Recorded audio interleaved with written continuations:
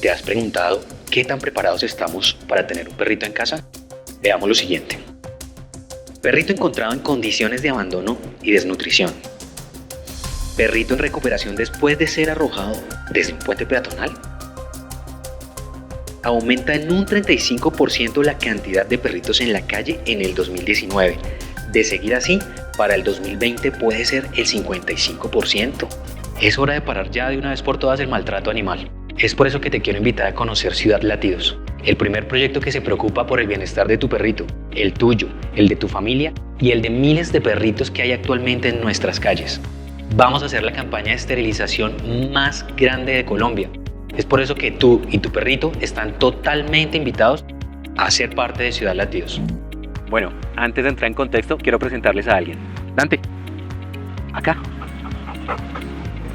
Él es Dante, un cachorro que lleva conviviendo en mi casa 3 años. A medida que empezaron a pasar los días, todo no fue tan chévere. Empezó a comerse los zapatos, a comerse las medias, a dañar los muebles, a hacer sus necesidades dentro de la casa. Fue creciendo, a pelearse con otros perros, temas de socialización. Bueno, en fin, cosas que son normales.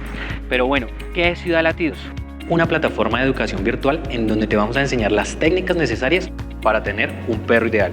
Y para eso te traemos al mejor, Juan Pablo Páez, un amigo, psicólogo, etólogo, experto en educación canina con más de 15 años de experiencia.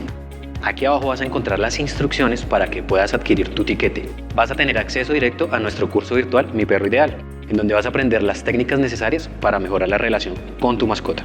Vas a tener acceso a un grupo privado en Facebook en donde vas a poder contarnos si tienes algún caso en particular con tu mascota.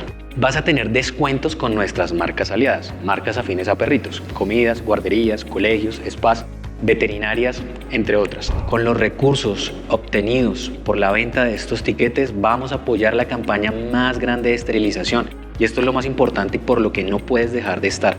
Miles de perritos en la calle nos necesitan. Y no puedes dejar de llevar en tu corazón nuestro hashtag Sin Perritos en la Calle.